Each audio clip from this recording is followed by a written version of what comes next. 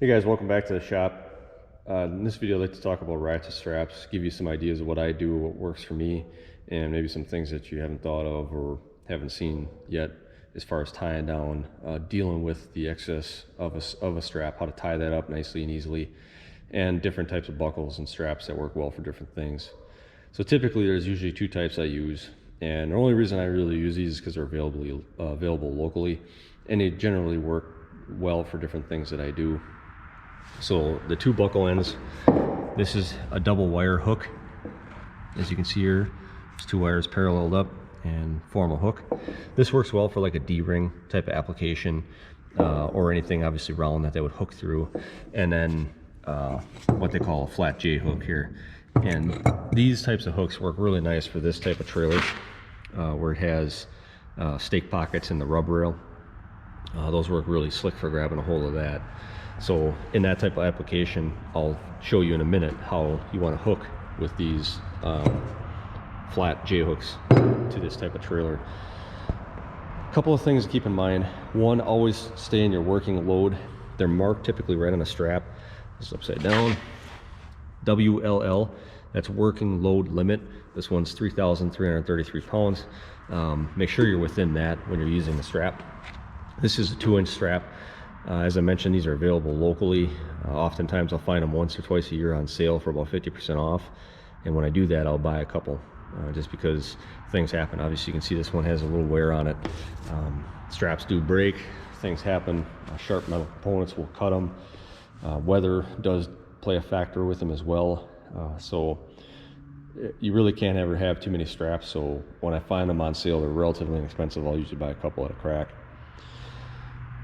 So let me get into showing you how to tie down the loose end. So before I do that, I do keep my straps always rolled up. I'll fold my buckles up like so, and then I'll roll the strap up. I start with the buckle end, I'll roll it all up, and then I store them in a bucket, just like so. So I got the buckles in here, and I've got, the straps rolled up. You can simply grab it, hold on to the loose tail, and just throw the basically just toss the roll, and it'll kind of just unroll itself right on the ground. It's nice to be able to feed the loose end through things you want to tie down and then come back through the buckle. Obviously this is sort of non-marring. You don't have a metal buckle on there, so if it's something sort of delicate or you want to try to feed a buckle through, maybe you don't have the space, you can simply use the free end. It's a little bit easier, just drag the strap through. So let's get into showing you how to tie down on the trailer itself.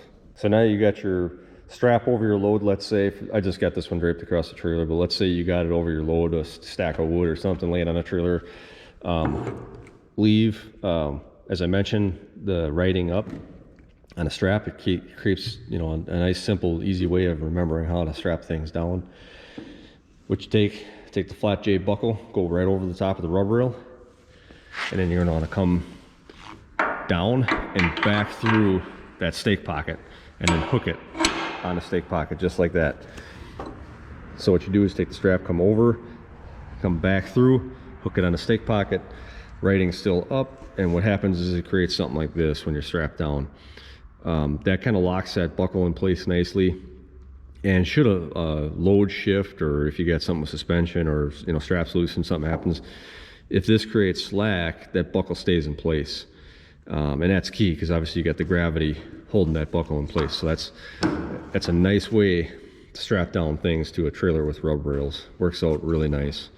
If you were to use this double wire hook type of setup, simply just hooked on the rub rail like that. If something happens with your strapping, again, suspension, whatever, if this comes loose, it can swing free. And now you have a loose strap. Well, not only a loose strap, but an unhooked strap, and that's extremely dangerous. You never really want anything to come unhooked, obviously, when you're strapping things down. So this is a nice way to do it.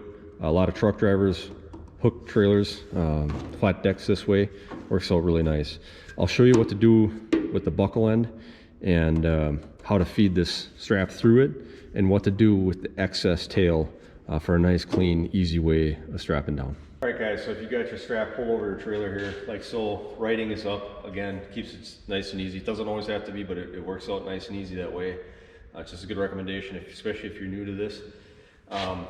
Take your excess strap length, what I'll do is I'll take my buckle and I'll close it.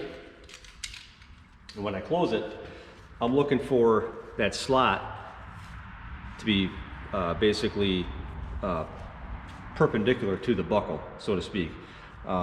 Take the J hook, a wire hook, whatever, hook facing the trailer, righting up, and feed the strap just through like that, nice and easy. Real easy to pull the excess length through. And then what I do, I'll take, since your hook's facing the trailer the same way, what you do, same thing, down, up and through, hook it like that, pull your extra length, buckle. Okay, now what I'll do is I'll leave the buckle handle up just a little bit. I won't push it down all the way right now. I'll take the strap, righting up again. I'll pull it whatever length you have. You might have 20, 30 feet, whatever, it depends on what you're tying down. You might have 8, 10, who knows. But I'll take about 1.5 feet, 2 feet, and I'll fold the strap up on itself. And if you pull the strap taut, just take the strap, then walk away from the trailer, pull it taut like that. Works nice to fold it up, real easy. Just fold it over itself, just like this. Just like that. So now it's folded up about 1.5 feet, 2 feet, whatever. I'll take this end, feed it through the buckle.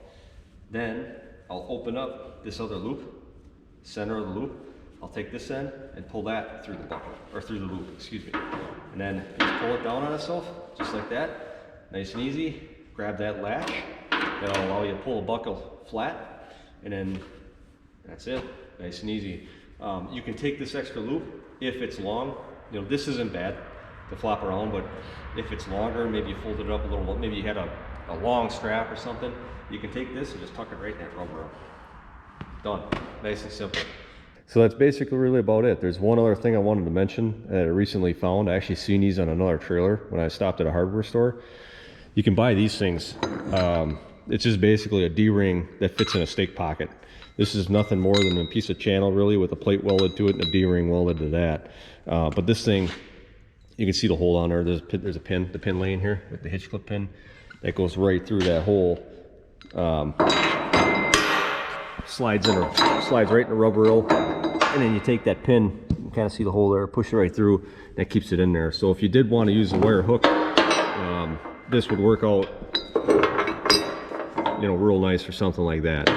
Also with this type of setup, if you have UTV, a motorcycle or whatever, you can get straps with what they call a snap hook on it, and this has a spring-loaded clasp that closes on it. This works real handy for that D-ring. Keeps that hook, again, if you get slack or whatever, keeps that hook from popping out. And that's key, guys. When you're tying things down, you do not want your straps coming free. That's no good. So it's I'll throw a link for these D-ring stake pocket. I think it was a set of 4 that I bought. Wasn't bad, 55, 60 bucks or something. This has a 12,000 pound limit on it.